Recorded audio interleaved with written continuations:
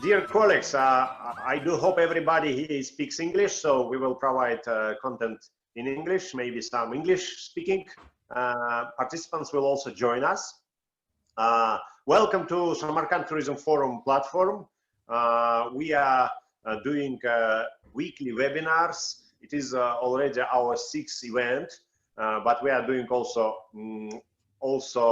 offline events, and this is the main our target to create 1 week holiday of tourism in Samarkand. Next one will be in December this year, and we do hope we will manage to meet offline at least on December.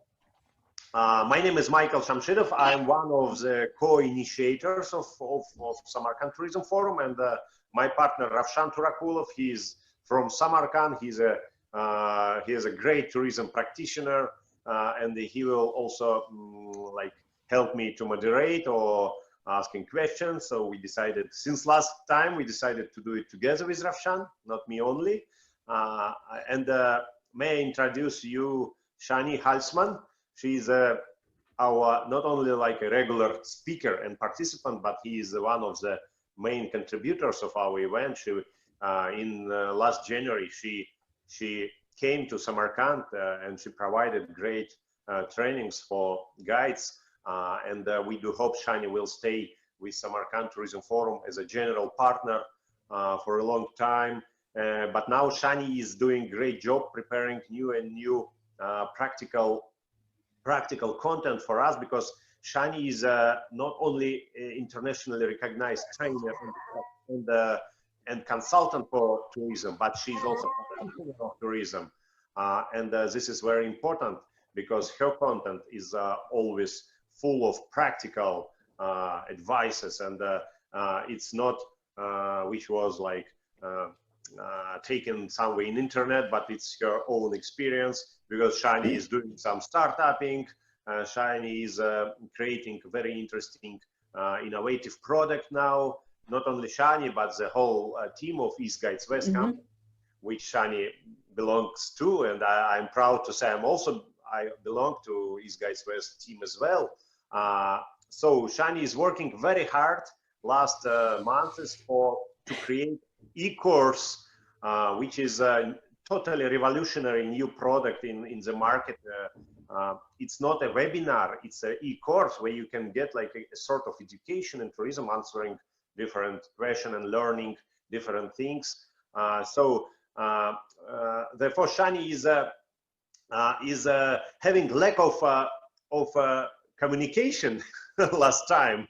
Therefore, I do hope today we will not only listen her, but we will ask her question. We have a chance to talk with Sjannie, and Sjannie, I know Sjannie needs us now, because to get this energy, and again to go deeply to e-courses creation, which takes minimum 6 hours per day of Sjannie working day.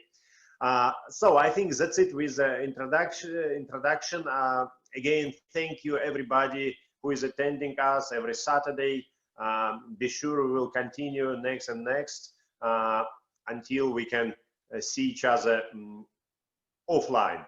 But online events are also a chance to see each other, to communicate, to exchange ideas, and we have to prepare ourselves, of course, for real tourism work, which is ahead, and every day we come closer and closer to the opening of tourism. We know that it's true, and we are staying optimistic, positive, and just go ahead.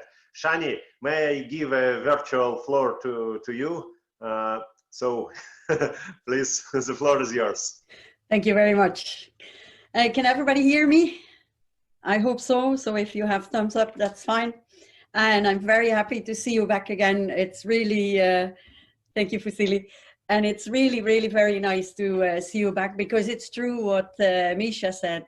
I'm working around the clock to get our e-courses up. So there's already 6 or 7. Next week, 2 or 3 are coming. So we are really like feeling a little bit like the button of a computer. And I'm not the button of a computer. I'm actually very much in tourism and I love it very much. So we came up with this topic today, cooperation and trust. Why is it very important, especially now? And so we decided to have a kind of a discussion with you. And thank you, Rafshan, for being in the discussion as well. I really love that, so that we really want you to be active, a little bit less like listening only, but giving your thoughts, your doubts, your hopes to us as well. And the topic we chose is why cooperation and trust is very important, not always, but especially today. And one of the big examples I want to take forward is the way we are sitting here. Actually, cooperation is the way people work together, and we know that. And you have many institutions where people get to work together, because if you are applying for a job, you get a new colleague, and you didn't necessarily choose that colleague, but you are going to cooperate because you're all working in the same company for a goal, or in a school to educate your children. But if you cooperate as we do today, and I am very proud of what Rafshan and Misha have been doing, because if you look at the Samarkand Guide Forum now, how many people are there already and every day active? That is a cooperation that was chosen by ourselves. The connection that was made from me to Misha was via a friend, a mutual friend of us. And that friend I knew and happened to know via trainings we gave in Kazakhstan. And so with her telling to me, you should contact Misha, I did contact Misha, and we got together last year in July already. Misha and me, we have a lot of ideas. Misha went with the idea to Rafshan. Then they decided we want to do the training or a tourism event. Rafshan invited his people to give them an incentive to get extra training and to get a different approach. I think this voluntary cooperation is one of the most important things today, because everybody is working together like we do now, and we know each other, so we trust each other. We have, all of us have the feeling, wow, this is going to go into the future. Misha already said in December, we are trying to do fem trips. We are trying to integrate other trainings, other events, job markets, and issues like that. And to be able to do that, you need to really want to have a same goal. You want to go forward, you want to develop, you want to grow together. And if you do that voluntary, I think this is for now, especially in the Corona time when nobody knows what's going to happen afterwards exactly, is one of the most important things. We trust each other. We have, I see Sergei Osipov here as well, and Ala, I know them already. I know many of you already. And so we can share. I know there is slow food, and we can share it here in Europe. So if you have to survive Corona crisis like this, and especially travel is so difficult, it's so heavy hit. If we want to survive, I think, and that's one of the main issues why I wanted to do this, this topic, I think the main thing is if you are cooperating and if you have a goal together, if you trust each other, even though none of us makes money, because none of us makes money at the moment, because there's much more than money only. Now we can see like, okay, we have this idea, we do this webinar, we work together on getting together in December, and then you can stand a chance to survive Corona and get out of it stronger in a different way. So if there is somebody who has a question or has a remark, please share so that I'm not doing a monologue, but we are in a dialogue. So is anybody agreeing that if we have this kind of cooperation internationally, because the trust is also from our guests that are going to come, that they are safe, that they are sure that they can be coming, that they know what to do when they are traveling to Uzbekistan or to Central Asia. Is there anybody who has an idea about this way of, is it true that we are stronger when we cooperate like this and have a bigger chance to survive the Corona as a tourism industry? Sjannie, yeah. May I put a penny? I raised the hand. Yes, please. Yes, it's very good like a words. Yes, everybody I think understands it. But can you start from the point? How do you think in tourism in general, in regular tourism, there is a very high competition. Yes, Yes.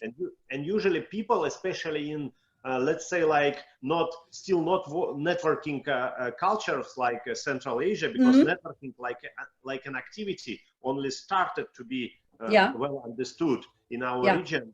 So people are quite afraid of each other, you know, yes, especially professionals of tourism doing the same, like for instance, inbound tourism. Yes, and how do you think how we can easy sell the idea of cooperation to people who are usually distancing from each other and not sharing information because of very obvious reasons, because of very high competition. What are the life hacks to start cooperate? Because not just a word, let's go for cooperation, but some verbs, how to do it. How to do it? Well, competition is the other side of cooperation. So if you turn your coin around, competition is the other side. People trying to get the same piece of the market. So competition is natural. Competition belongs to the daily world. And I think it's good if it's a healthy competition. With a very simple example, if you have sometimes children that are eating at the table and they have something very, very good, like let's say they have a cake and they don't want to share the cake. So they eat with their, can you see this? They eat with their hands around their plate and they do like this, but they don't let anybody in. In competition, this is a simple version. In competition, it's a little bit the same. There is one market, which is called tourism in, let's say, Uzbekistan, but the market is much bigger for internationals, but let's keep it to Samarkand only. Now in Samarkand, you have Silk Road destinations, you have other tour operators, and everybody wants to have the same people from the same fishing pond. They are fishing for all the same people. Now, if everybody does exactly the same, and everybody is walking on the same routes, and we had a very interesting discussion and training with Rafshan, how to be different so that people take the cake that has not only strawberries, but strawberries and chocolate on top. And this is where competition is either very good because it keeps yourself moving up very quickly. You keep on thinking, ooh, we have to be better than them, or we want to be different than them, or we go to a different angle and we get different clients. So it's your segmentation of your market. If you segment your market, you can also say, I take only adventure tourism, I take only cultural tourism, or topics like culinary tourism, something like that. If that is working, then competition works fine together because you amend the product. So you walk actually hand in hand. But if you all do the same, you start fighting. And everybody is going to level it on price or quality. And that is something, if you see now in the market, especially in the international travel market and very, very clearly in the airline industry, all the cheap airlines that were flying in time differences of half an hour from point A to B, they are now grounded because nobody's flying anymore. It's calculated. If we want to keep the physical distancing in an airplane or in a train or in a boat, then you can only have one person on 6 chairs. Nobody's going to pay that. So the competition will get fiercer. Competition will always involve money because the people that have more money are easily stronger than people that have good ideas but no money, which we all know. So in Holland, we say always, if you have not a lot of money, you have to be very sly, like a fox. You have to be much quicker, like the fox can get one chicken, whereas the one with lots of money just buys the whole farm. But the chicken that is taken by the clever fox is different and it appeals to other people. So competition really is to find out where is your place. Do you really want to fight? Or do you want to acknowledge, okay, competition is part of what you need to have, otherwise you're you're not like energetic, but also does it take away of your own goal? Yes or no? And how much can you trust the people you work with and trust the segment you are looking for to travel with you? So in practical terms, we have to use at least, as I understood, at least we have to pay more attention to segmentation, which will understand for us our strong points, and we will not be so much afraid of competition when we understand that there is a uniqueness of our product, of her products. Yeah. So segmentation will help to understand your niche. Yeah. Which is I would. Go ahead. By default, it's a competition advantage. Yes. Yeah, I think if you can put it in one sentence, if you want to be in a niche, or I think also, but that's just intuition. I have no scientific proof. I think the most important thing now is dare to be different. Have people work together, cooperate, that come from total different angles. So it can be somebody who is a history teacher. It can be somebody who's making wine. It can be somebody who knows everything about architecture. And even though you visit the same sites or part of the same sites, you are different. And if you trust yourself that this product is good, it may be a little bit more difficult to sell, but with this Corona type in today's travel industry, I think one of the most important things is really to dare to be different, trust that you make a nice product, and believe that you can do this with small groups, because small groups are going to be the norm. And also what I think, but that's already a trend that I've seen a long time coming up, like the last 2, 3, 4 years, is that people are more selecting for a topic, like a theme. I want to do cultural, I want to do sustainable, I want to do hiking, and not go to all the big parts. And this week I bought this book that Eurasia is going to be the next big thing. I didn't read it yet because I got it only yesterday, but I will give some insights from it when I've read it next week or the week after. And it's very interesting because I think that people are now looking for how can we go on vacation. And the cooperation, for example, if I go to European towns, I had a big discussion yesterday with a tour operator, very big tour operator here in Belgium, and he has trips to Amsterdam. And Amsterdam is totally overbooked. Amsterdam is a beautiful town, but the heart of the town, the old town, is totally overbooked. If you go outside the town, a little bit further, deeper into the town, you have a lot less people, but it's also Amsterdam. And of course, there are people, they come for the highlights, done that, seen this, and tick it off their list. But if you then take them a little bit different way, like we came in Samarkand from the backside to the big mosques, it's totally interesting because maybe you see it every day because that's your way to the supermarket. But for the tourists, it's not the way to the supermarket. So dare to be different, I think there is where you can, sort yourself out, differentiate yourself. That's the word I was looking for. Okay, Sjannie, shall you proceed with your other points? Yes, I want to talk about cooperation because point 4, competition and trust, that's what you were looking at in the beginning. And what I want to say there, that cooperation and many people think cooperation is very dangerous because somebody can take away what you have and then you are left with nothing. And I have regretfully had this case myself 1 or 2 times, but I choose to trust the people that you work with. It is a good idea. And it appeals to other people. So competition really is. Yeah. Is really fun. Or do you want to? I'm not sure whether I'm saying your name correct. Kwabilbek?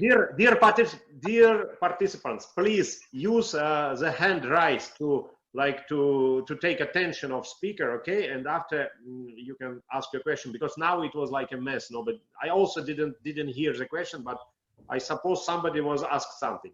Can you repeat, please, again your question? I saw it was Kwabilbek Islamov, and you were talking about competition. You're very welcome to share your thoughts, if you can hear us. Okay. Okay. Just raise your hand. We have the group chat. You can raise your hand. You can also write the question down so we can read them, and then Misha can take over the question and we centralize the question. But what I wanted to say is, like, competition and trust, but cooperation and trust is cooperation and competition is at two sides of the medal. And there are very many people who think cooperation is very dangerous because somebody can steal your ID, somebody can take away your customers, but that happens all the time. And your ID is always connected to the philosophy of your company. So if your philosophy is that you want to have small groups in differentiated cultural cities, you can still bring that. It's very difficult nowadays to be the single one producer of anything, because everybody can look at it, everybody can take it away, make it better, make it different. And that's what we say, that's why you have to have competition. To me, competition is a natural behavior, as I said. It keeps you alive, it sharpens your mind. That's really what it does. For at least for EastguidesWest, it's really important to look at Be a Better Guide, to look at how to become tour guide in Australia, how to wow your guests. All this kind of things is very important, because we look what are the people doing, where are they successful, where do we need to improve, where can we increase things. So the memories of the past that you have, that you made your experiences with, you can bring them in. But in a team, whether it's competition or cooperation, and that's why I believe in cooperation you trust each other. You want to go for the same goal. And if you cooperate, I really think there must be an agreement of what is our goal, where are we working towards, what do we want to reach together. If we say in December, we want to make a job market and a Samarkand Guide Forum event, then we can all think of how can we contribute to it. If I would say, okay, Ravshan is going to make one, but EastguidesWest want to make also one, then both of them are not so good. If you go together, it's much bigger and it's different. And I think also the biggest mistake that some people can make, and I have that regretfully done myself, I invited somebody that I didn't really know very well, and I said, I have this project, and it was for Heineken Brewery in Amsterdam. They needed somebody who was more technical than me. I'm not technical at all. and then I explained, and the moment he understood, I saw, aha, he has the ID, he knows some other people. And I knew immediately, I'm out of this whole project now. I put myself outside. And that's because we did not have an agreement. We did not define goals. And I was thinking I was going to cooperate, but they were competition to me. And I didn't know that. I thought we trust each other. And so this is where cooperation can be, where you say is dangerous. If somebody thinks we are cooperating, and the other one thinks like, hey, I really want to have this job. I want to have this project to myself. And that's why it is important for everybody to know what is our goal, what did we experience in the past, can we have memories of the past that we can bring forward, do we all have a goal together, are we seeing mutual benefit in the future, and I really want to underline mutual, because it has to be good for everybody involved, because then you get more a team, and there must be a kind of an overlap in the desires. So if you, let's go for that event that you mentioned before, Misha, if you want to do something for Samarkand Guide Forum, and I say like, okay, I want to go there, then we have to have a little overlap that is the same goal, and then add it together. Yes, go ahead. Oh, I guess I have got one point which can we also stick to, because when we have our goal clear, we can understand that in most situations it's like different people have different goals, and they're actually not like high competitors. So because I'm trying to understand the mechanism of how to cooperate. Yeah, my questions will be about that, and now I see that if we clearly define our goal, and the goal, for instance, if we ask the goal of our partner, of potential partner, but we are still afraid of him a little bit, yes, because of competition. But if we clear our and partner goals, it will ease our way to cooperate. Yeah, I think so. If the promise for the future has a certain value for the partners involved, then you can also work together to it. And you can say like, okay, I'm good at this, I am good at that, I'm better at this. And then you make it into a kind of a mix that is a chain of value. And then you get to the value, what I like to call the tourism value chain. Because if you are eating like with your hand around your plate and eat your own cake, people will come and do other things. And so your plate on the market will be much smaller because other people are continuing to develop. So you always have to look around, always see like, is this a good plan? Is that good? Does that work? Can we monetize it? Yes or no? Can we have a future with that? And how can we do it? So even cooperation, and that's something I am working on a lot as well myself. How can you integrate with official institutions? Because they are part of the tourism value chain. If you can cooperate with the tourism institutions, with the Ministry of Tourism, who needs to do the infrastructural works, and as a group, you have a bigger voice, and the cooperation then is like, okay, we can see this area needs only one thing extra, and that would be a great route or better signage so that people can get there. Then that area can be developed as a tourism product as well. There is much more cooperation than just a small group of people. It's the government, it's the public, it's the private, and it's maybe even people that are telling you like, hey, we have here something special. Is that interesting?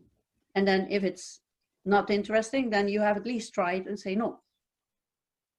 I see now that just to expect a cooperation from, for instance, two travel organizations, it's a hard way. Yeah. Because it's always must be some mediator between travel business, and this mediator could be either a governmental organization or some association or NGO. Without. By the way, I just realized that Samarkand Tourism Forum is that kind of organization. We have not only target like educational goals, but we have to target cooperational goals as well, and to as every networking, to one of our like sub goals have to be to increase cooperation, to increase cooperation rate. Yeah, but that's actually why I chose this topic, because I think the way Samarkand Guide Forum since January has developed is explosive, and it's a big applause to everybody who is here, because actually, indeed, when we did this first time, it was for all of us like, oh yeah, why not? We tried to set it up. It was set up very well. We decided, and we were flexible. We came. And the Samarkand Guide Forum keeps on growing, keeps on growing. There is the Tourism Study Institute from Tashkent in here. There is tour operators in here. And I do agree, if you are tour operator 1 and tour operator 2 and you want exactly the same, that's not going to work. But cooperation in a much wider forum is public. That is the tour operator, the travel agent, the tour guides. Then you have the Ministry of Tourism or the Department of Economics, wherever you have to go, because you have to get allowances. You must be allowed to do what you want to do. Then you have institutes where you can say, like, we need people that know everything about history, culture, archaeology, whatever. We need people that speak the language. So it's a mix. It's not all kinds of the same people. It's much wider. And sometimes it's very loose. Sometimes it's tight. And then it's loose again. But if there are also moments that tour operators, tour agents have a need, like let's say infrastructural need. We have the train from Tashkent to Samarkand. That train didn't come just because somebody wanted a train line. It's because everybody saw the need. There is business travel, there is family visits. And as an extra, tourists can go on the same train as well. And that is where you see a lot more cooperation as well. If this is a difficult project, like putting up a train line is a difficult project, and tour operators or travel industries, but also MICE industry for the incentives and the conferences say, like, if we would have a good highway or a good rail station, something like that, then you can cooperate just to make the voice and get that project to the people that can make a decision. And that's why I say public-private cooperation is very important. It's not only competition, but on the same scale, if you do want to run only walking tours through Samarkand and it can take 2 hours and you're 20 people doing exactly the same, then there is a natural competition that's happening. One says, I do it for free, give me tips, and the other one says, like, it costs 150, but I give you an extra cake. So may I put a comment? Now everybody, maybe only a very lazy man doesn't do it.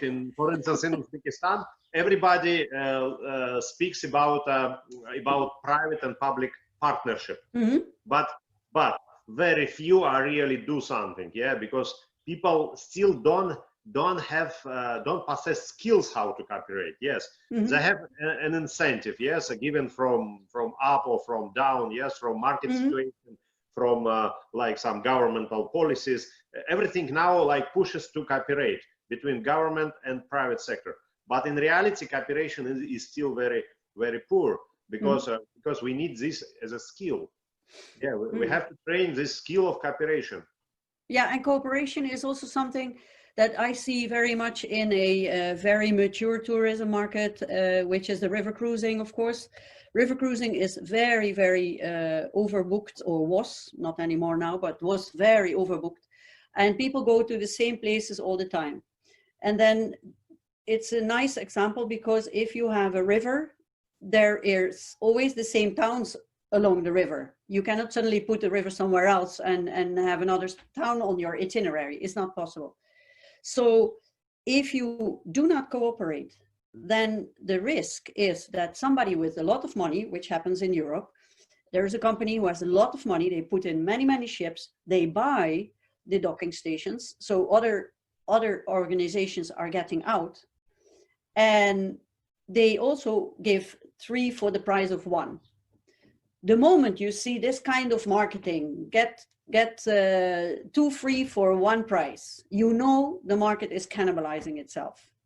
The quality is going away because it's going to be quantity that's counting. And in these cases, you have to also cooperate with the local communities, because if they sell to one company and prioritize one company and give the privilege, then they exclude everybody else. And then, yes, you have a very big problem. And it's not good for the town itself. It's not good for the industry to keep the diversity that they need to be good. So I personally think, like, okay, public institutions go slow to my liking. I'm a creative person and I want to go on immediately. And for me, public institutions, with all due respect, Allah, I'm sorry, they go very slow. But when they go, then they decide. And when they have decided, everybody is suddenly there, like, wow, yes, we have it. We have this dream. We have this thought. And that is why I think that cooperation is always something that needs to be done with a future goal? What have you learned in the past? How can I look at that other person if I am like an impatient person, but the other one needs to go through some rules and regulations? I have to be so professional to go back and think about myself and think like, why am I impatient?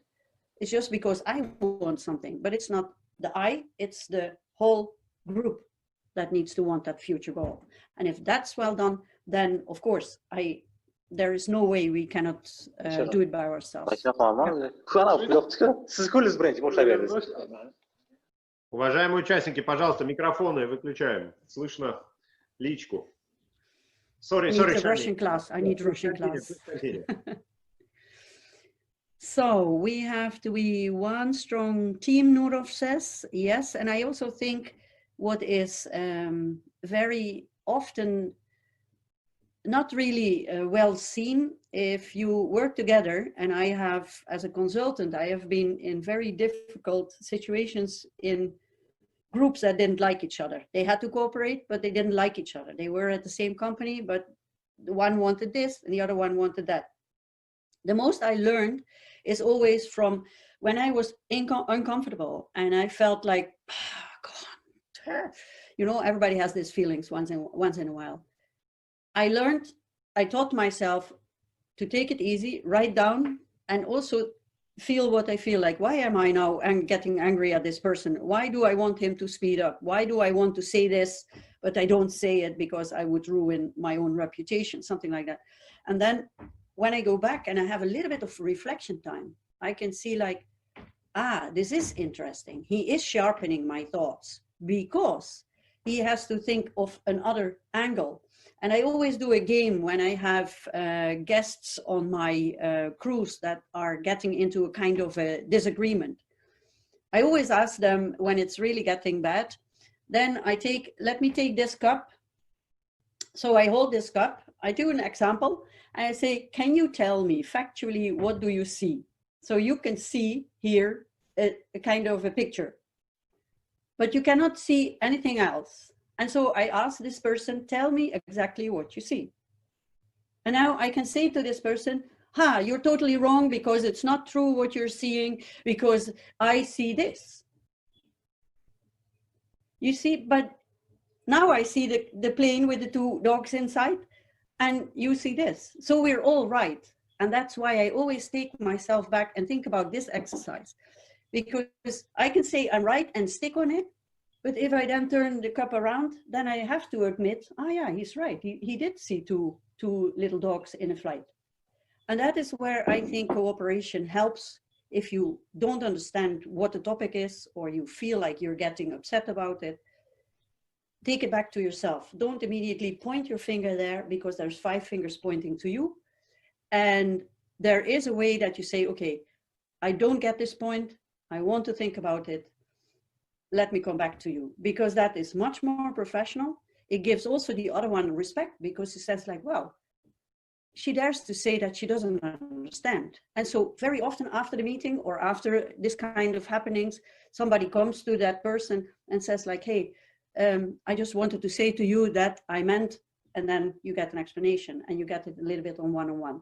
And that is where I say, that's where you build trust.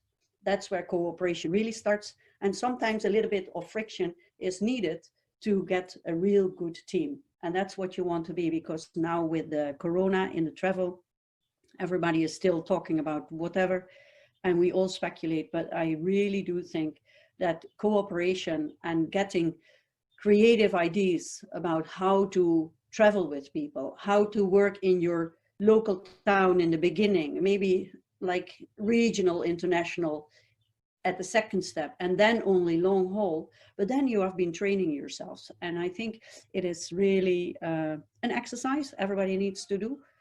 And I would like to get some people who give me some ideas or have an idea to say like, I think this point is correct or not correct. Or Rafjan, maybe you have some idea? Yes, Sjannie, how are you? I'm fine, thank you very much. Hello, everybody. So cooperation, first of all, cooperation is a word which I like too much, and I use too much in my life. Our business is all about the cooperation, first of all. And now, when we are talking about the cooperation and especially the trust, today I just want to mention one point, that the time which we are living now with this Corona crisis, especially after Corona crisis, all the destinations in tourism business, Uzbekistan, Central Asia, everyone will be working on to create the image, to recreate the image of their destination, to recreate the image of responsible destination, because the rules of travel will be changed, the security rules will be more strong, then all destinations should work on their approach to this security question. And this security question is not only for the government. If we will sit and wait when government will solve our security problems, the security problems of our travelers, so we should sit long time. I think this is the problem which we should work on all together, and this is the good point to cooperation. And because as Mikhail said, we have a very beautiful goal for everybody. We should recreate the image of our destination, and this brings us extra energy to this cooperation. And moreover, it's a very important issue, because after this Corona crisis, people will choose the destinations by their security level, by not by these famous places like iconic destination, but they will first of all look to the security question. And Sjannie, please tell me, what do you think? Is it good point to create some cooperation, to join our efforts of all hotel managers of Uzbekistan and Central Asia, all tour operators in this destination, and work all together to recreate the image of a responsible destination for Uzbekistan and for Central Asia? What do you think? Yeah, I thank you very much, because I really like this idea. And this week, Barnaby and me, Barnaby, for everybody who doesn't know him, is also in EastguidesWest. We spoke about making tutorials, how to become a local very quickly and how to travel safe. And I wasn't going to share it yet, because the idea is we are just pregnant with the idea. So we think that we could do this very well, because travelers that come from our area to you now need to know what to pack.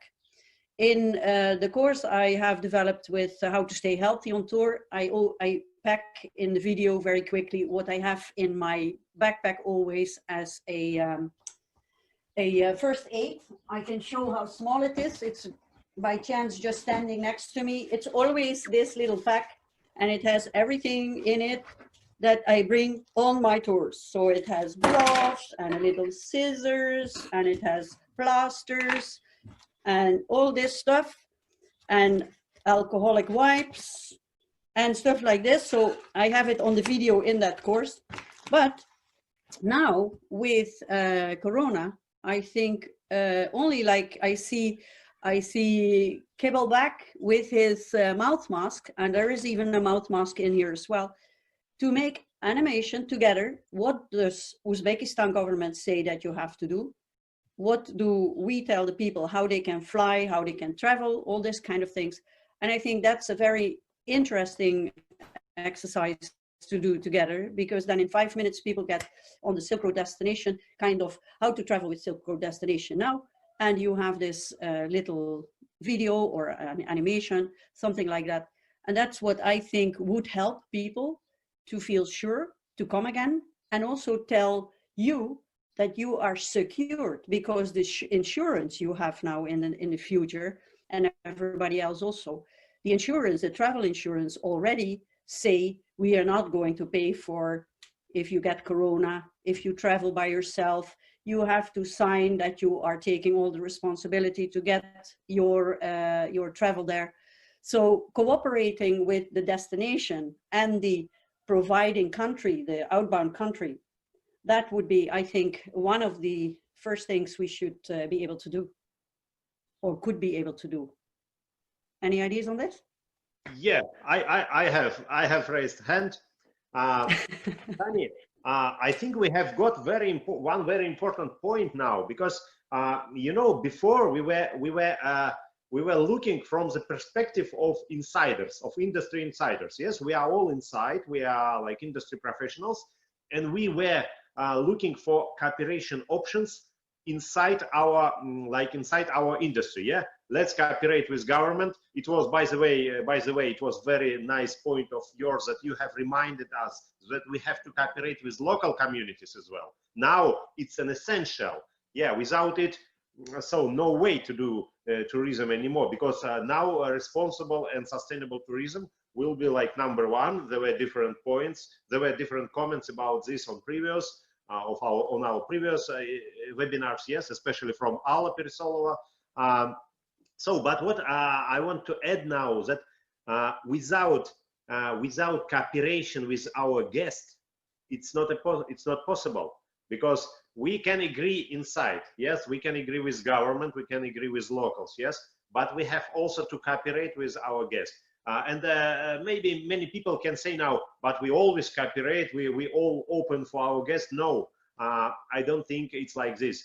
Okay, we serve our guests, yeah, we provide services, we provide what was promised, but it's not about cooperation. Now it is a time to cooperate with guests, to be like more like in one networking, not like a supply and demand or buyer and seller mode, but to create some networks, to create deeper understanding of each other between tourist and the receiving party. Yes, it doesn't matter, is this like travel company or destination. So to create a dialogue with a client, with a customer, with a tourist.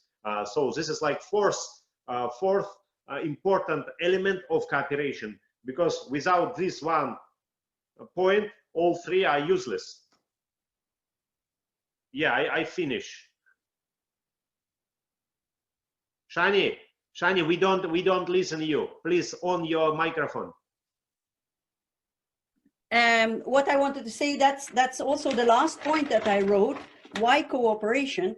Because there is a desire to do something which is for everybody good. And if we take our guests, we want to think in the shoes of our guests. We want to stand in their we want to be in their minds, because they are maybe afraid. They don't know how to travel. They don't know what is allowed. They don't know how sure is it. Are they going to catch corona or whatever disease? It's very difficult. So if we cooperate together and help them travel again, then I think we have the most important person in the value chain in tourism, that is the paying guest. Because if we think like we make this tour, we make that nice topic, we have a great event or an activity, because that's a very big industry that can do a lot at the moment, because activity and events, small events, can be local. But we have to help the most important value person in the whole tourism.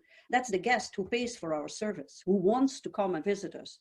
And if we can help them and cooperate together, like this is allowed in Uzbekistan, this is allowed in Belgium, this is allowed in the Netherlands. If the Belgians still say to us, we are not allowed to fly, and you are preparing all kinds of beautiful products when they are not allowed to fly, then it's for somebody else or for nobody at all.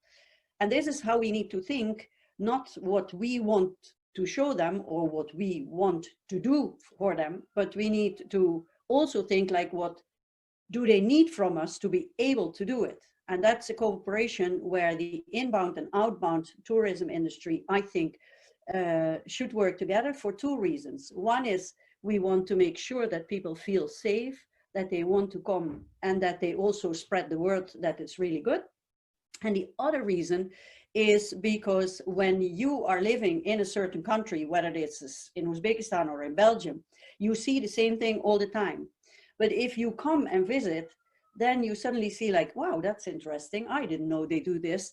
And then your product will be already influenced with the eyes of the guest. So you look at your destination, and it's the same if you come here or we go there. you look at your destination for the first time with the eyes of guests that have never been there. They have never seen Uzbekistan, or they have never seen hanging blankets out of the windows in Amsterdam, which is a custom that is only in the Netherlands, I guess. And so this is fresh information that you can need. And the better you understand, the better it's also to make the product for the guest. So the guest feels like, aha, they know what I want to see. It's not what they want to show, but what I want to see and what I need to be able to come. And I think there is a very nice cooperation, especially in this forum, because yeah, I love this forum. It grows so fast and it's so active. It's really nice. Is there anybody? I see if any team in the program, please add me in the team. Umid. I think we don't have any like a kind of questions.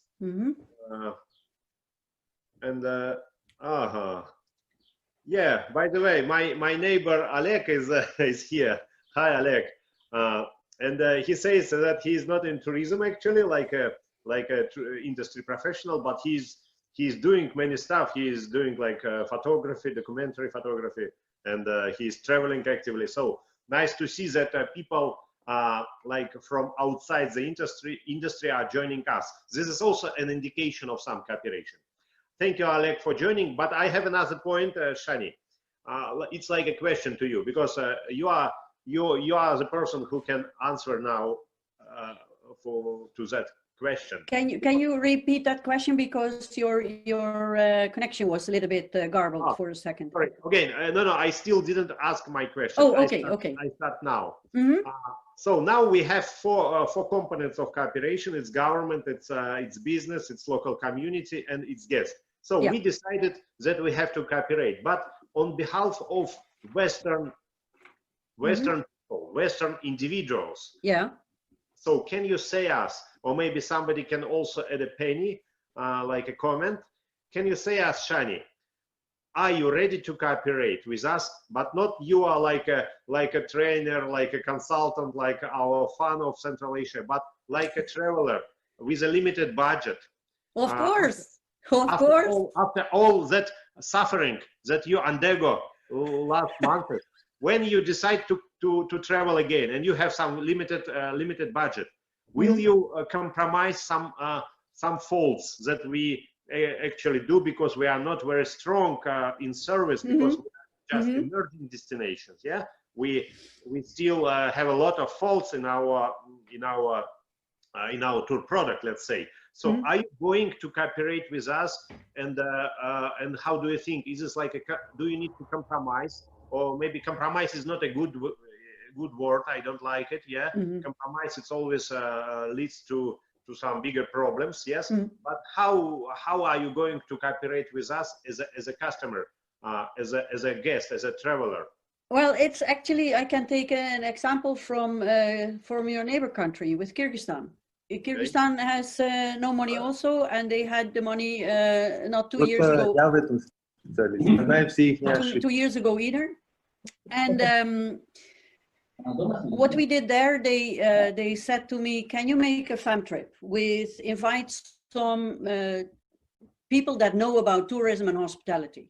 And yes, we can, because I've been in this world for my entire life. And I also even have people who would like to come immediately with me if we do something. They are just pulling my arm and say like, Sjannie, when are you going? Can we do something?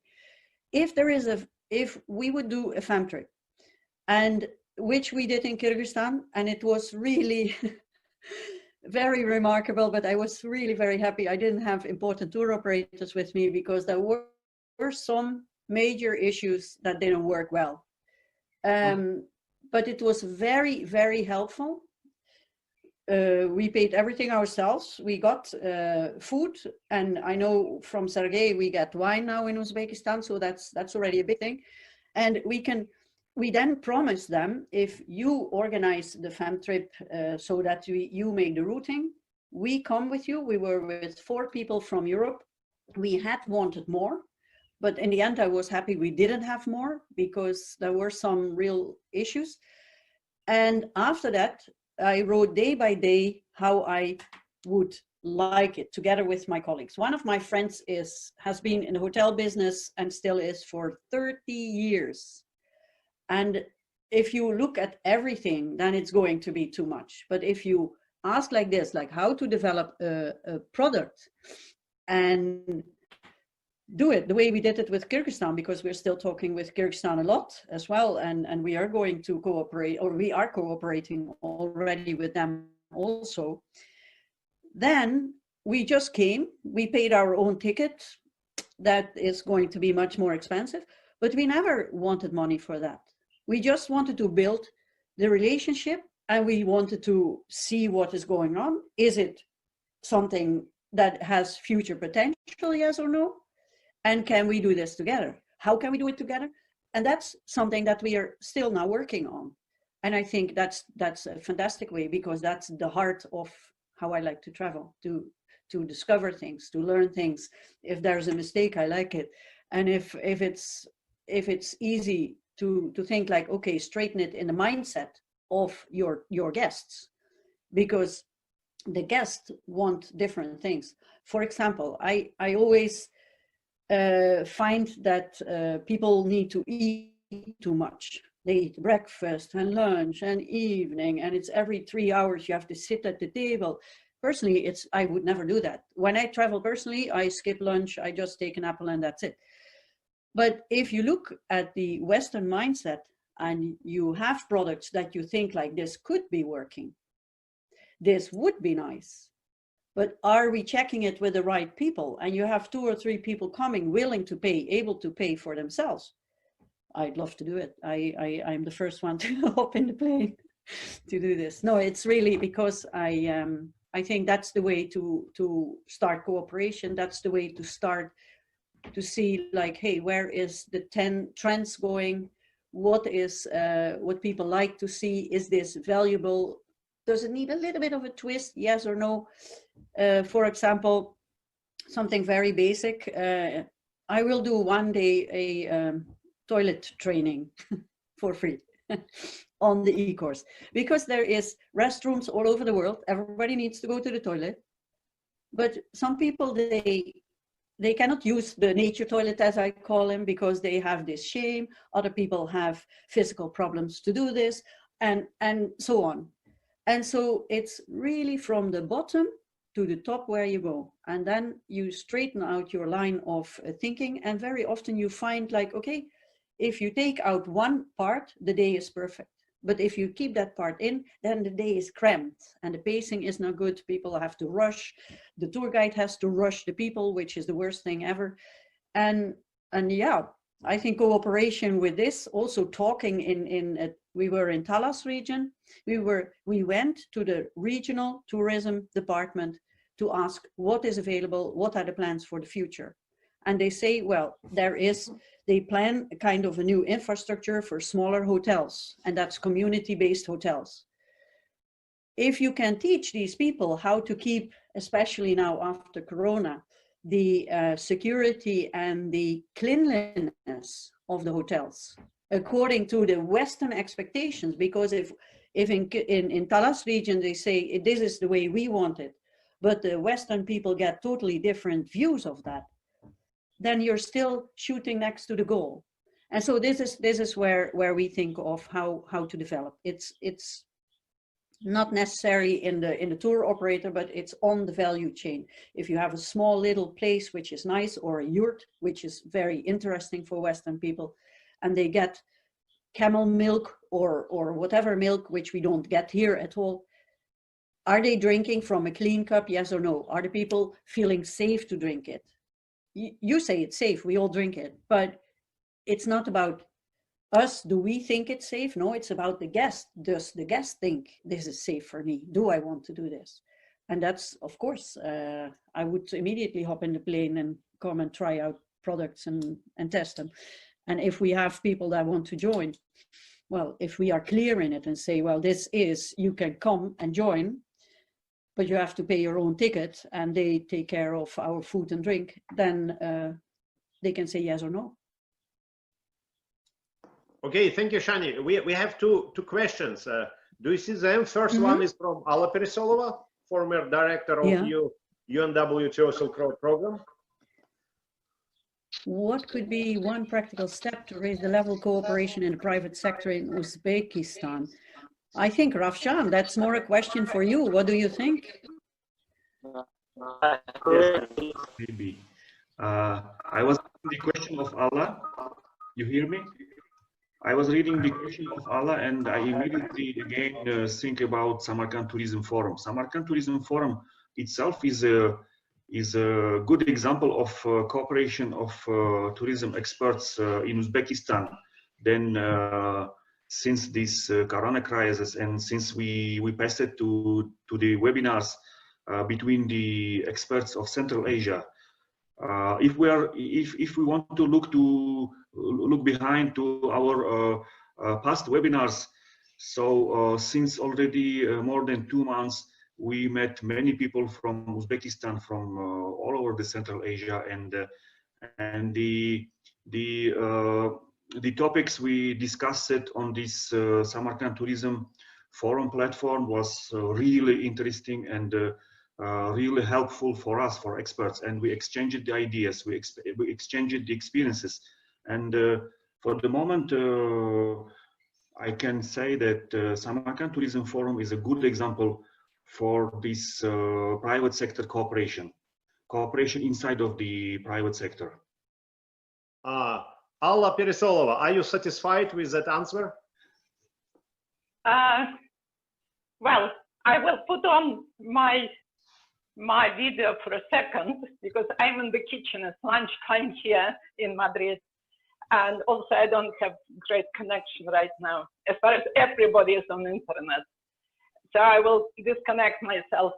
Very nice to talk to you, Rafshan, and hi to all my friends whom I saw in the among the participants. And just, you know, I admire Sjannie, Mikhail, because you touch upon the topic that is extremely wide and deep and so on. We can talk about public-private partnership cooperation. We can talk about cross-border cooperation. We can talk about cooperation within the same with the same guild of guides.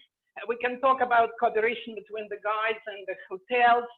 We can talk about cooperation within the supply chain, value chain, and so on and so forth, and about business networks.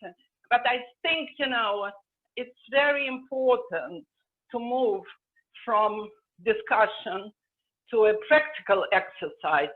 And if we have two operators from nearby country, well, from Uzbekistan and nearby countries, it would be great to maybe start a practical exercise of creating a joint innovative product with the guides and other stakeholders involved. I can quote one example from my, well, personal life, sort of. A few years ago, Valencia, it's a city on the eastern coast of Spain, came to me and asked how we can develop our Silk Road. And at that time, I didn't have an idea that Valencia, a very important tourist destination in Spain, it's sand and beach, and it's a big maritime port. They had actually they also didn't know that they had such a huge legacy, history of the maritime Silk Road, Морской шелковый путь. And as far as Spain has a very good culture of public-private partnership, in 1 year and a half, they managed to create we managed to create a very interesting Silk Road related tourist product. If you go on the website of Tourism Valencia, you will see, you know, that the guides provide their tours on the Silk Road in Valencia. Actually, the secret of this success is that they managed to engage people from different professions, like the chefs, chef Povara, jumped on it and created their own recipe book with the Valencian recipes related to the maritime Silk Road history. The local oligarch invested in the restoration of the old silk producers guild. The local museum of ceramics dug their collection, and they found out that they could create, and they created a beautiful exposition on the Silk Road. So the tourist guide started working on it as well. Tour operators started offering it, and they found out that it was very attractive for the Chinese tourists as well, not only for the Europeans. So if you manage to bring together the effort of all people that you can make passionate about the subject,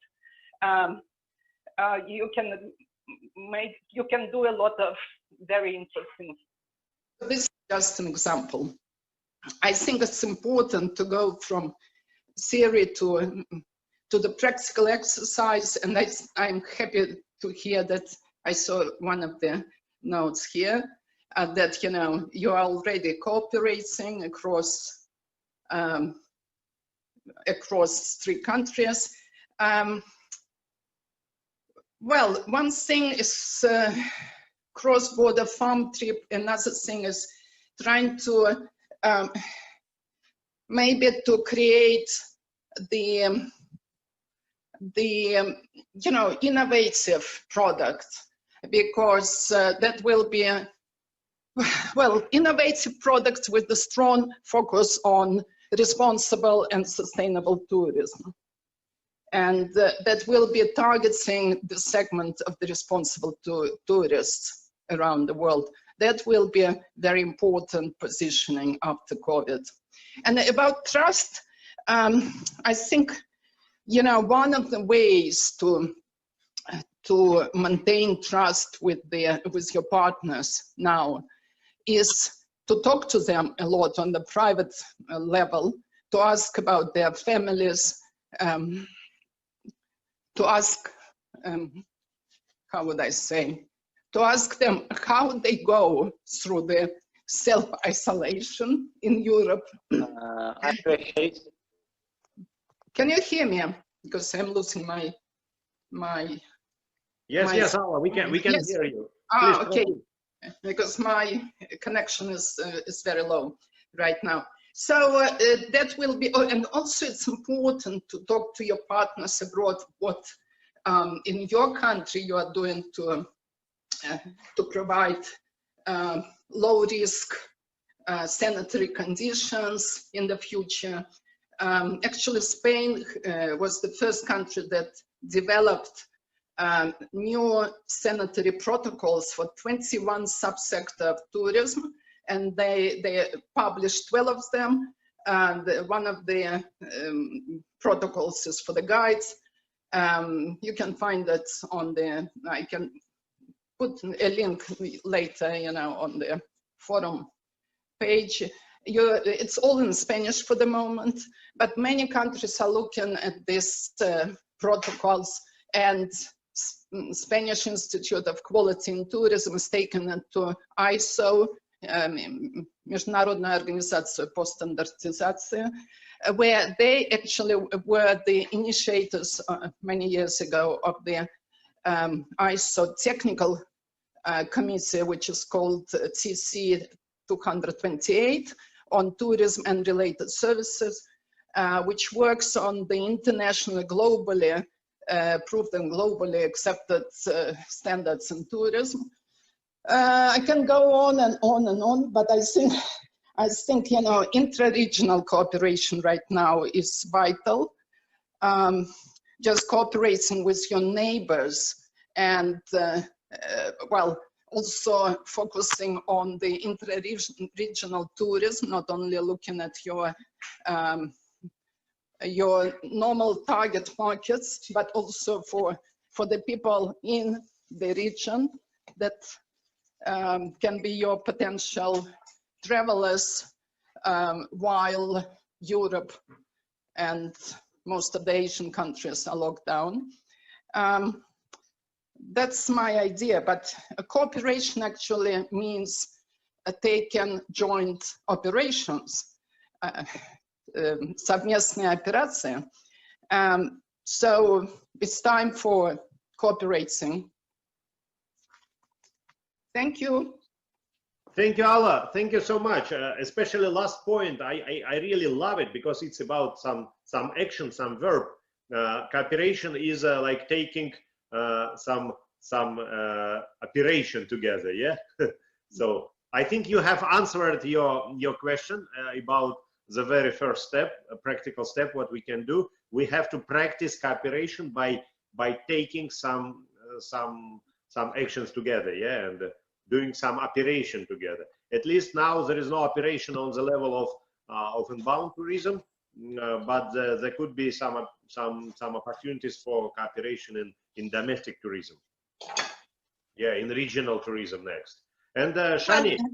Misha, just a second. Okay. No, it's time for joint actions actually. If you're together, look at the new innovative approaches and collaborative approaches. It's already in action. It's just, you know, you have to get the people of the passionate people from inside the forum that would be happy to invest their time into looking at the, you know, practical development of the product, the route, of also spending time to look at the positive examples, which the world the world of tourism is full of very interesting examples of such products, and learning together how you can implement it once the tourism starts, well, restarts, so to say. But you know, you have to first think about your intra-regional tourism, of course. Okay, thank you, Alla. Sjannie, are you with us? Sjannie? I'm absolutely with you. Yes, I was just Yeah. unmuting myself because the wind is here all the time.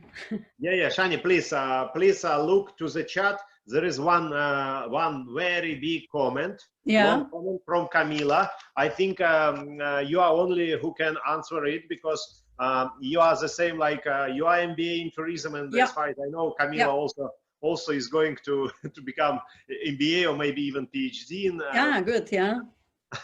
Yeah, and Sjannie, I think this is very good point, which is like highlighted in Camila's message. Is a pleasure. I think not everybody knows this point, this acronym, but it's about business and leisure together. I do believe for a long time I'm trying to attract some attention to the business and tourism together. Yes, and they call it leisure. And what can you comment, like a comment to Camila's message? Well, Camila, I was reading actually your message, and I like it very much. I have been in the pharmaceutical industry for many years as a consultant, and I did very big global pharmaceutical conferences in the time when pharmaceuticals had money to just throw out of the window. Bleisure was then not called Bleisure, but I was always responsible for the spouse, and later we called it partner program. And do you hear my internet well? Because I got suddenly a message it's unstable. Okay, and what we did, and that is why I think group travel is very nice. At the big organizations in MICE then, especially in world conferences like pharmaceuticals, they rotate every 5 years. We worked very much together with incoming tour operators who had one part did only the business, and the other part always did the partners of the delegates. And so people could have a shopping tour, whatever. We always cooperated with different companies, with different ways that people could sign up for the activities and the special events. And 100 delegates is now at the moment, I think, a little bit too much to dream of, but in 2 or 3 years it will definitely be there again, because I think people always will have this kind of events. And I don't always agree with giving free tickets or free X or free Y. Why do I not agree always with that? Because somebody has to pay the bill. It's either the quality, it's either the people who provide the service don't get the fair pay. But I do think, and I very much agree, if there is a strong tourism organization, like for example in the Netherlands, we have that for a long time. It's called the VVV. That's for transportation, for travel, and for anything that has to do with leisure. There you can cooperate. They work together with local guides that are registered and certified, and they make a program together with somebody that is organizing this whole leisure event. If you do that well, you hit 2 flies with one, how do you say this? Plop. You hit 2 flies. One is you promote your country as a business destination for MICE, and you give the higher scale hotels, restaurants, and everything the opportunity to shine. And if they have a deal with local community issues, and especially in Uzbekistan, I would say, like, you have the partners going to see how silk is made, make workshops with silk.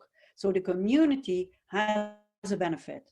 The hotels can say, we take Uzbek wine, and we take that wine and show it to the people that are from different countries. So you promote even a product that could be exported. Maybe not big, but maybe it will be big.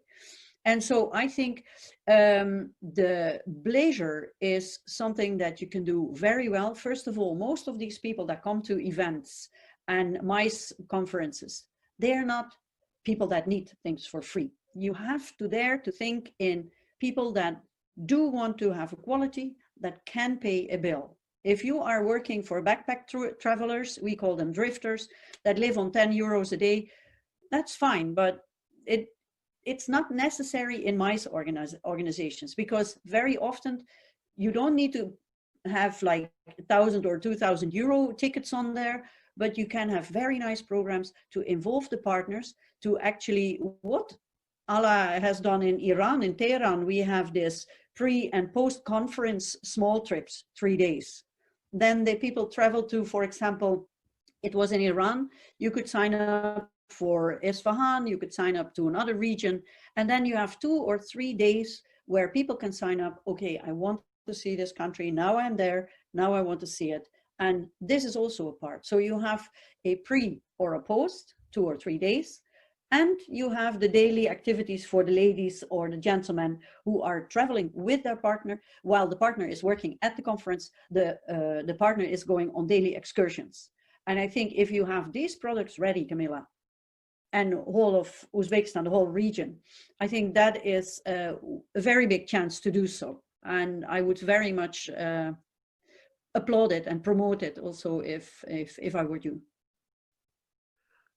Yeah, I have also one comment.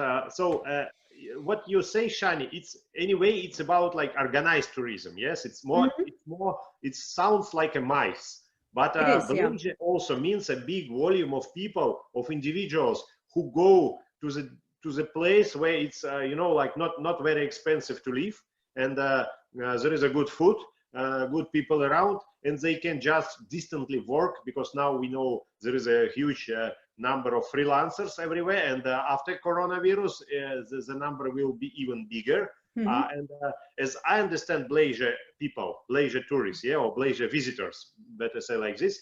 So this is the flow of people who like the destination. They work like you and me, like 6 or 8 hours a day, sitting in some co-working place. And do you remember in Samarkand in January, when we have provided some panel discussion in Ground Zero co-working, we realized that this place would be like now the first place in Samarkand which can accept bleisure people, because there are a lot of small hotels, family style hotels around, and some young people, some designers, some IT guys can come to Samarkand, enjoy local food, live off season on not very big expense. Yeah, not expensive. It's not expensive, especially in off season.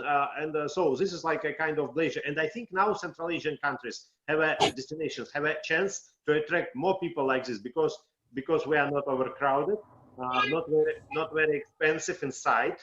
Tickets are expensive, yes, still are expensive, but if you get inside for a longer time, for 1 month, for 2, your ticket also will be not so significant. Something like this. And we have a couple of more questions. Sjannie, please go through, because time is already finished. Yeah. Time is finished. So let's take 2 or so questions. But I would like to add something to what you were saying, because what I run into almost always in Central Asia in general is the seasonal thinking. The weather, the season. We have short summer season. Maize is by far one of the best issues to take the season into low periods. The Netherlands, to be honest, season for me is a mindset. We are not known for exotic weather. We don't have mountains. We have not the best nature at all, because we hardly have any nature. We have a beach, but the water is mostly too cold to swim in. So, but still, everybody wants to come here. So I think that if you can look at your country with also an open mind toward the season and say, okay, we have mice, we have, and this is something that you have to, and then I have to go back again to the cooperation with public-private. There is lots of resources everywhere around. There is lots of people traveling on business to Central Asia. If you work together with companies and say like, okay, what kind of business travelers do you have? I can give you a little of a non-scientifically proven chain of happenings for tourism growth.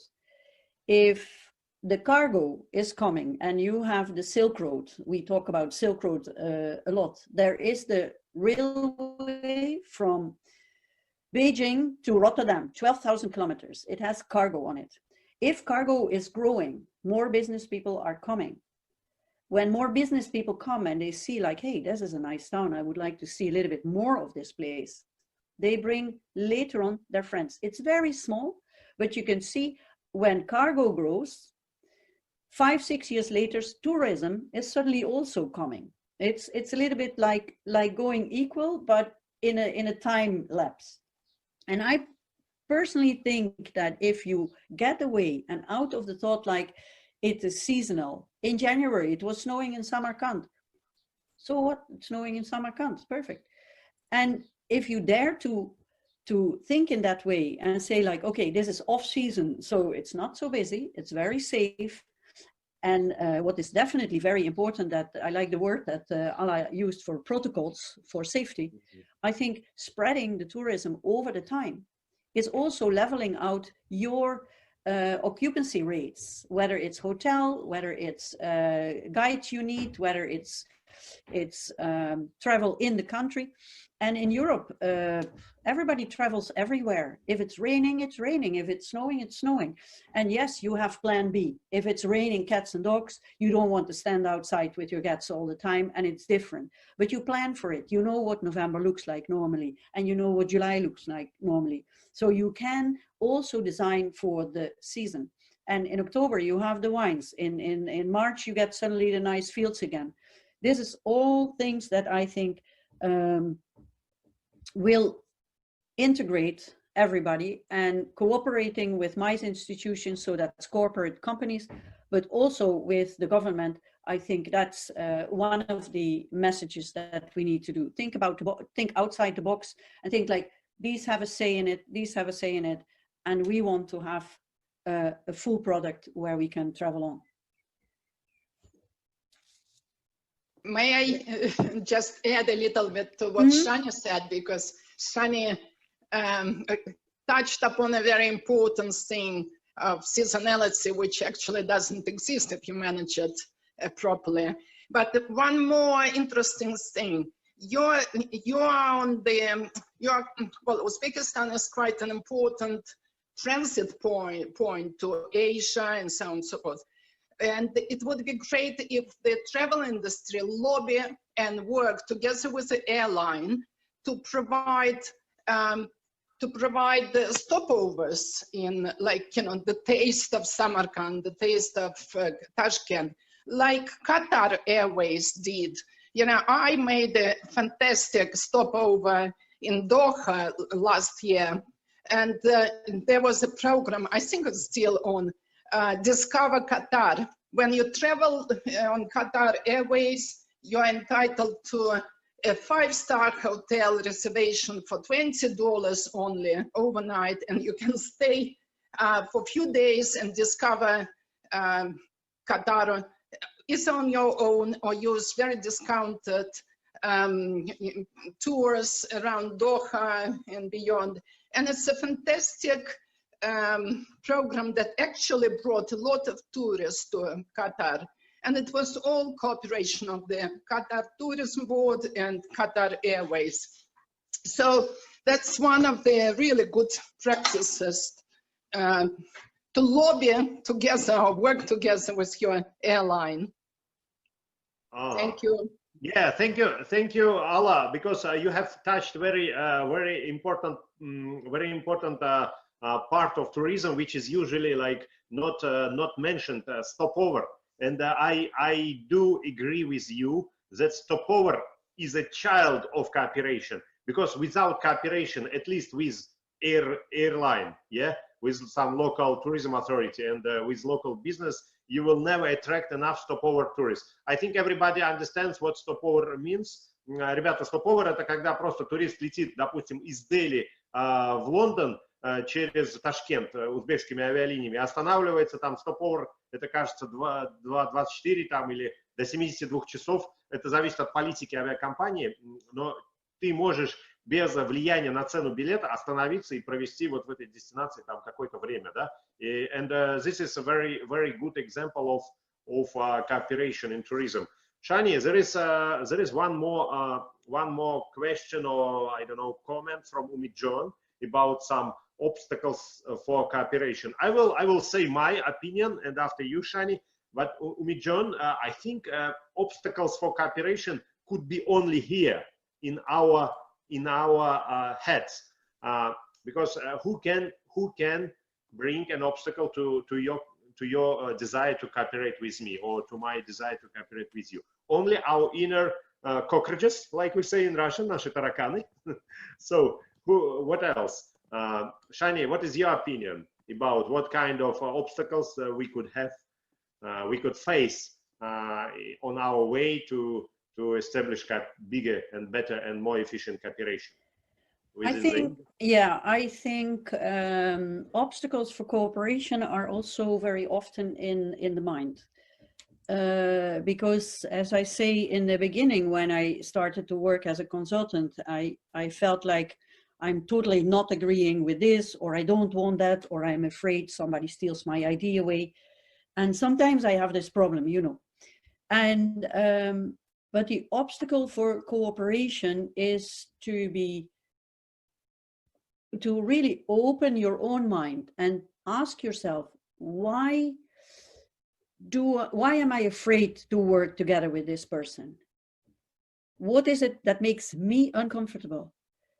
Can I ask a question and start with, I do not understand, or I have another opinion, but always respect. And the obstacle is, like, I have been coaching a lot of people on their profession. And they always said, like, I do not dare to say to my boss X, Y, or Z. So if you think about cooperation, there are in the basis 2 big things that you need to know. You can say yes, and you can say no. You can definitely first listen, and then you say like, I don't feel that there is some match. I don't feel this is what I want. Something like that is very fine. But you need to first open and give the person the platform to explain. So what I have done in the past very little of is listen carefully. Now I try to say like, okay, we have 10 people at the table. Everybody gets 10% of on-air time. If I'm only talking, I never learn something new. So if I let other people that I do not know or I have heard something about which is influencing me positively or negatively, I want to ask that question, that person a question, so I can learn from the people how he comes to his idea. What is the perception of that idea? And I've been living so many in foreign countries for 30 years almost, that I also had to learn the languages. And that makes you humble, because very often if you don't speak a language, like I regretfully don't speak any Russian, then if you start speaking, people look at you and they think like, only because you don't speak the language well, they also think you don't think very well. It happens. And you have to look for you. It's a very big exercise to learn how to ask questions and how to listen, and then decide for yourself, am I going on with this or do I stop it here? It's both is good. And the biggest obstacle I have seen in many people when we did projects was the fear of saying no. But I don't know how many of you that are in the audience have children. If you raise children and they are 2 or 3 years old, 99% of the things you say are, don't do this, you're not allowed, take care, no, don't go there. And only very little percentage, 2 or 3% is yes. It's the same when you study. You have a selection of all kinds of things you can choose from, but you can only say one time yes. And that's the same with cooperation. If you want to cooperate and you feel comfortable, you feel it's a trusted party, and you have a promise to the future and an overlap of the same goal, I think then you have taken away the barrier of any cooperation. Yes, that was great, Sjannie. Thank you so much. And dear participants, we have only 3 minutes left, and I would like to invite for 1 minute only my friend and partner on Samarkand Tourism Forum, Ravshan Turakulov from Silk Road Destinations, from Samarkand, from the heart of tourism of Silk Road. Ravshan, could you say a couple of words before we finish? And I will close the ceremony. At the end of today's meeting, Sjannie, I want to say you thank you very much. You are always with us in our webinars, and today's webinar itself is a very good and beautiful example of cooperation. Yeah. Now I was here, I was checking the names of participants, and we have everybody here. We have people from Kyrgyzstan, we have people from Kazakhstan, we have people from everywhere, from Russia, so Belgium, from Madrid, from Belgium, yes, from Madrid, from everywhere. So and actually, it's a reply to the question of Umijan also. When you have such kind of people with you and you are sitting like this and talking about the future, there is no obstacle, there is no barrier to develop your business. First of all, to develop your mind and keep yourself this dynamic and to be ready to this after COVID life. Sjannie, thank you very much. Thank you, everybody. It was very beautiful meeting today.